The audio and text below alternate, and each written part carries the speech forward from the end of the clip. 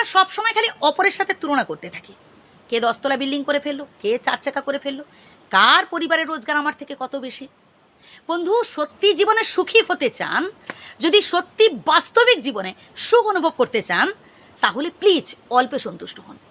আপনার যতটুকুন আছে, স্বয়ং বিধাতার কৃপায় আপনি যতটুকুন উপার্জন করতে পেরেছেন, সেটাই আপনার কাছে অনেক। কে কতলা বিল্ডিং করলো, কে কটা গাড়ি বাড়ি করলো, কার কত রোজগার আপনার থেকে বেশি, এসব নিয়ে ভাবতে যাবেন না। আপনার যতটুকুন আছে সেটাই আপনার অহংকার, সেটাই আপনার কাছে অনেক। আর জীবনে যদি সফল হতে চান, তাহলে আপনাকে কষ্ট করতে হবে, কঠোর পরিশ্রম করে জীবনে ভালো কিছু অ্যাচিভ করতে হবে। কারোর মাথায় তেল দিয়ে বা কারোর হাত ধরে বেশি দূর এগোনো যায় না। একটা সময় দেখবেন আপনি না সামনের দিকে এগোতে পারবেন, না ঠিকঠাকভাবে দাঁড়াতে পারবেন। কারণ যেই মানুষটা যে আপনার হাত ধরে আছে, মাঝপথে আপনাকে ছেড়ে পালিয়েছে। এটা বাস্তব। তাই স্বনির্ভর হতে হবে, নিজেকে বিশ্বাস করতে হবে, আত্মবিশ্বাস রাখতে হবে এবং স্বয়ং বিধাতার ওপর ভরসা রাখতে হবে। বিধাতা যখন যেটা করেন আমাদের ভালোর জন্যই করেন। হ্যাঁ, হয়তো আপনার জীবনে এখন দুঃখ, কষ্ট, অশান্তি লেগেই রয়েছে, তাও বলবো বন্ধু, এটা আপনার ভালোর জন্যই হচ্ছে। কারণ আজকের এই দুঃখ কষ্ট যদি আপনি খুশি মনে অ্যাকসেপ্ট করতে না পারেন, এরপর যে আরও ভয়ানক দুঃখ কষ্ট আসতে চলেছে, তখন কি করবেন? তাই জীবনে দুঃখ আসুক, কষ্ট আসুক, সুখ আসুক, সবটাই খুশি মনে গ্রহণ করুন।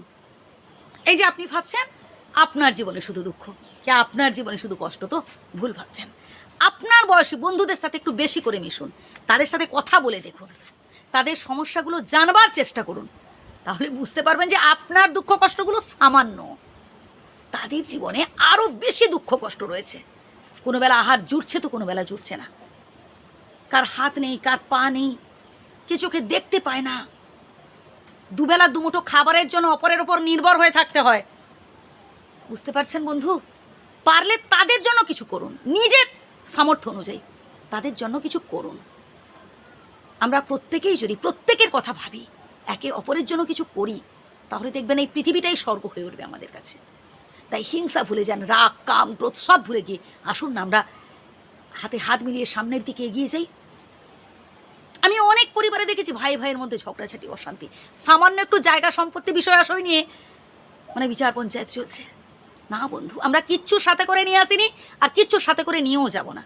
তাই প্লিজ বোঝার চেষ্টা করুন, নিজেকে ডেভেলপ করুন, নিজের সুখ সবার সাথে ভাগ করে নেওয়ার চেষ্টা করুন, নিজের আনন্দ সবার সাথে ভাগ করুন, তাহলে দেখবেন এতে আরও মহা খুশি হবেন আপনি।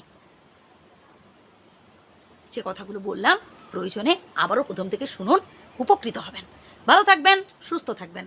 ধন্যবাদ।